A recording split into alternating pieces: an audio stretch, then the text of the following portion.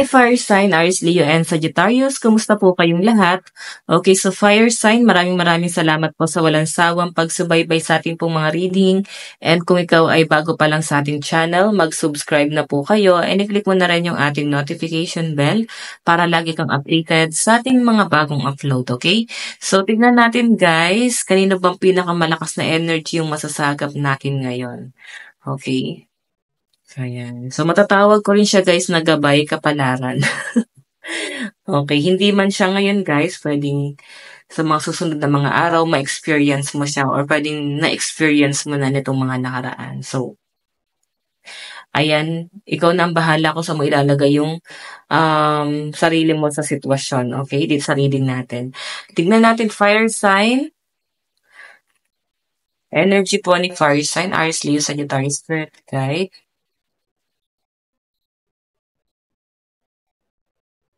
Tingnan na pong energy itong masasagot natin. Aries, Leo, Sagittarius. Okay.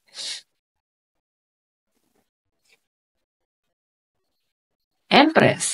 Bless. Okay. May patungkol sa pagbubuntis.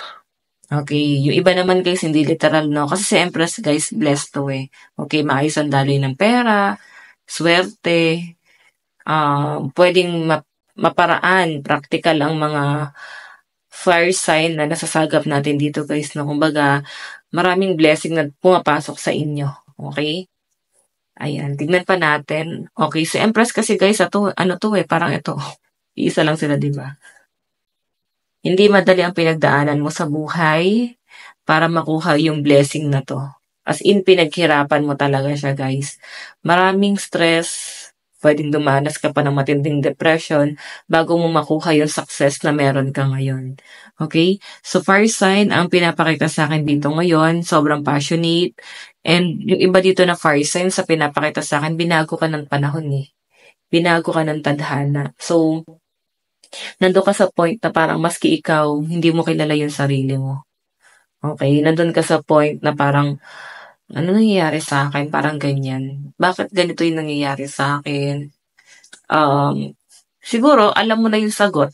'Di ba? Ang daming tao ang umabuso sa'yo. Pure yung intention ng mga fire sign. Okay? Mabuting tao ka talaga. Pero maraming umabuso sa'yo. So, pinapakita sa akin dito fire sign. Yun yung naging dahilan. Okay? Yun yung naging dahilan kung bakit biglang nagbago ka na ngayon. Okay? Sobrang laki ng pinagbago mo. Kung dati napaka-inosente mo lang, ngayon kasi guys, sobrang laki ng pinagbago mo. And yung iba dito na fire sign, magkakaroon ka ng realization na parang gusto mong baguhin yan.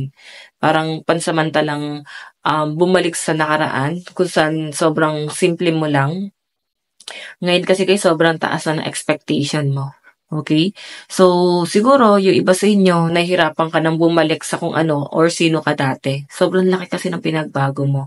Yung maia-advise ko sa'yo, siguro magdasal-dasal ka or hindi man guys laging dasal, lagi mong isipin kung saan ka nang galing. Huwag mo nang isipin yung galit, no? Kung sino yung nagpagalit sa'yo, sino yung gumamit sa'yo.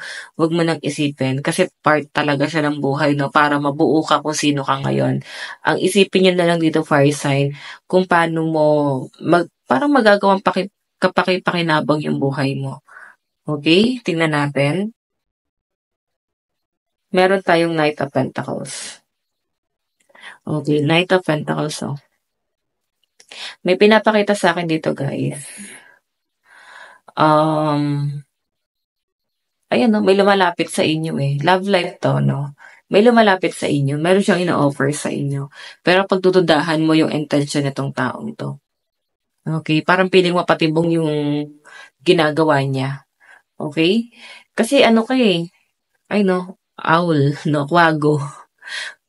Ito kasi mga nonchalant lang. Walang pakialam.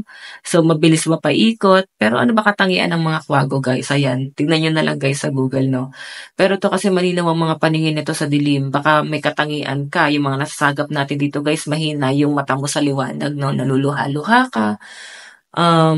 Nandun sa point na akala mo malakas ka na pero mabilis ka pa rin mapaikot. Mabilis ka pa rin mahulog sa bitag. Okay? So, nandyan guys ang Knight of Pentacles. Sa pinapakita sa akin dyan guys, itong person mo na to, inaamo ka niya. Okay? Usok ko lang guys yung upuan ko. Ang layo ko sa lamesa. Okay? So, inaamo ka na tong taong to. Sobrang hirap mong amuhin kasi Pentacles mabagal to eh. Piling niya, kahit saan siya lumugar sa'yo, ibang-iba ka na. Parang ganyan. O iba sa inyo guys, kahit bagong tao to, no? Nahihirapan sila na pumasok sa buhay mo. May something sa'yo na kakaiba na parang hirap yung mga tao na mag-adjust or makisama. Okay, yung iba dito guys, sabihin na natin na parang nasi-feel mo na ba't ganyan ang tingin sa'yo ng mga tao.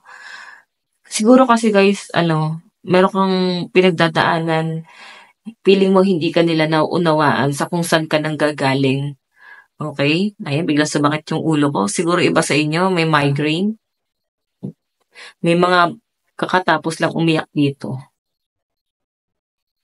Okay, tingnan pa natin guys. Meron tayong Knight of Swords. Ayan, no? So, ikaw yung tipo ng tao na gusto mong ipaliwanag sa iba kung bakit ganito ka ngayon. Okay, ang dami mong pinagdaanan sa buhay. Sobrang masalimuot, no? Yun yung malinaw na nasasagap ko dito, fire sign. Grabe, grabe yung struggle mo sa buhay. Then parang ayaw mo nang bumalik sa ganong struggle. Sobrang iniingatan mo yung sarili mo.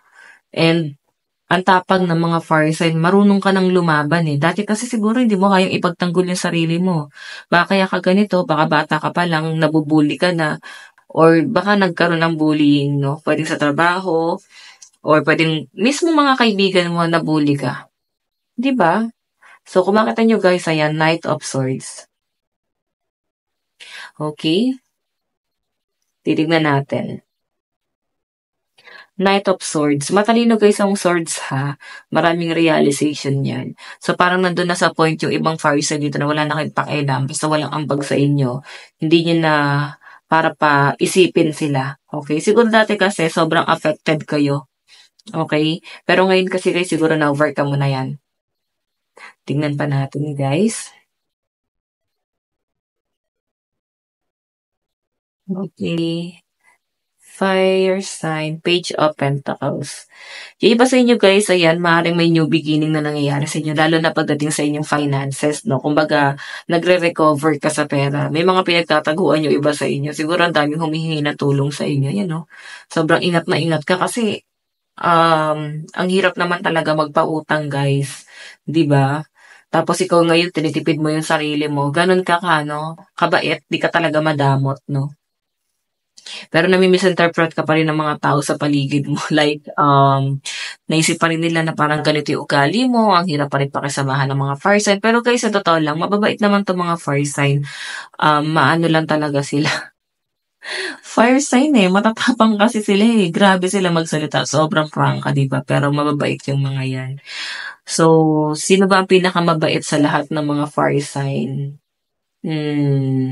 Kayo guys, tingin mo sino pinakamabait sa lahat ng fire sign? Kasi lahat yan mapagbigay. Pero hindi mo gugustuhin maging kagalit. Kaya kang burahin nila sa buhay nila nang ganun kabilis lang. Okay? So, fire sign, tignan mo ha, merong new beginning pagdating sa pera mo. So, I think nag-a-adjust kayo ngayon. Okay? May pinapakita sa akin dito, fire sign, na parang pinapahalagahan mo yung pera mo. Iniingatan mo yung pera mo. Okay?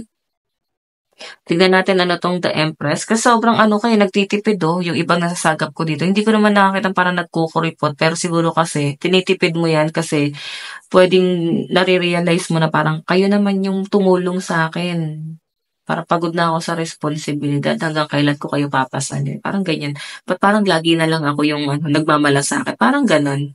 Okay, so tingnan natin. Fire sign, Aries, Leo, Sagittarius. Okay, ano po itong Empress? Diba? Ace of Pentacles, abundance to guys, no? May nakakita akong blessing na paparating sa mga fire sign. Unexpected to, no? Malaking pera na paparating sa inyo. So, yung iba sa inyo, pwedeng maiipon mo rin yung perang ilalabas mo ngayong araw. Okay? Siguro iba dito pinaghirapan mo talaga yan. Tapos meron ka rin maglalabas ka rin ng pera mo Siguro may mga binabayaran ka. Then, ang laki-laki ng bills mo. Pero eto, kung ano man daw yung ilalabas mo, doble daw yung balik sa inyo, guys. Okay, magtipid-tipid. Yung iba dito, sobrang sipag, no? Nag-iisip pa rin yung ibang farsi dito kung ano yung isa side hustle nila. Ano pa yung pwede nilang pagkakitaan. So, pwedeng business nang iniisip ng iba rito. Ano po tong Knight of Pentacles? Oh my God. May lumayo, no? May tumalikod sa mga farsen pero may bumabalik. Okay? Kasi tingnan nyo, naka-reverse yung Eight of Cups. Tinalikuran ka nitong taong to, pero bumabalik sa inyo. Kaya ka inaamon nito. Aamuhin ka ng taong yan. Yun nga lang, ang hirap mong kunin. Sobrang tagal mo siguro makarealize. Pero nakakita kasi ng pag-asa tong taong to. Pwedeng ex mo yan. Nakakita siya ng pag-asa na mapapatawad mo rin siya or mapagbibigyan mo siya. Kaya ine-entertain ka pa rin niya. Okay? So, ayan. Titignan natin ha.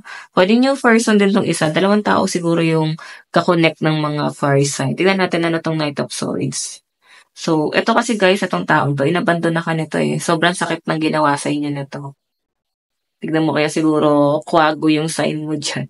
Kasi kitang-kita mo yung kasalanan sa ng taong yan. Okay, ano tong Knight of Swords? The Hangman, pangmatagalan. Naku, may nag-o-offer din. Dalawang tao yung nakita ko dito, guys. Meron dito isang tao na nag-o-offer din, guys, ng pang long term sa'yo. Okay? Hangman eh, pangmatagalan eh. Ipaglalaban ka ng taong to, naku po, ang haba ng hair ng mga fire sign. Dalawang tao, ipaglalaban ka. Meron nag-aantay sa'yo. Meron naman dito gumagawa na ng action, pinaglalaban ka ng taong to. The Hangman, guys, yung energy.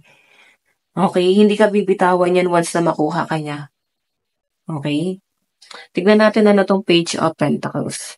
Ano tong Page of Pentacles? Last. Tukso. Iba sa inyo guys, mayan, pwedeng natutukso ka, maglabas ng pera, baka meron kang gustong bilhin. Okay, so fire sign. Hindi pa daw siya advisable na maglabas ka ng pera ngayon. Kung may gusto kang bilhin, tukso lang to guys, natutukso ka lang, nadadala ka lang. Nadadala ka lang kasi parang matetempt ka dyan sa bagay na yun. Tapos parang gustong-gusto mo yung bagay na yun. Gustong-gusto mo siyang makuha. Yun po yung pinapakita sa akin dito guys. Okay, so Page of Pentacles guys. Pwede sa pera to, matutukso ka siguro na maghanap ng ibang trabaho. Or pwedeng gusto mo na mag-change ng career. Baka hindi ka nakampante sa trabaho mo ngayon. Okay? Gusto mo na ng pagbabago or maka-experience ng bago. Yung iba dito guys, parang gusto mag-cross country. Okay, yun nga lang. Siguro may mga bagay kang hindi maiwan sa trabaho mo ngayon na parang napamahal ka na. Okay, tingnan natin guys. Advice.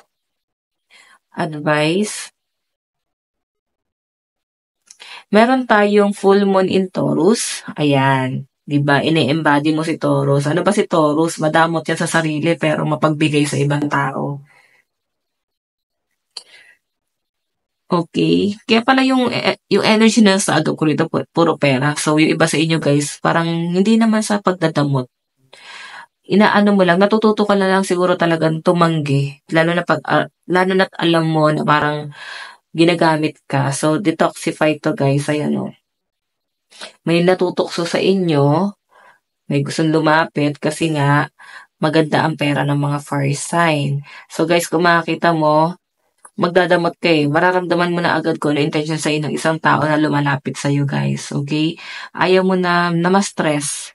Okay? And sa pinapakita sa akin dito, fire sign, mas magiging practical ka pa. Kaya nga, naghahanap ka pa ng extra income mo.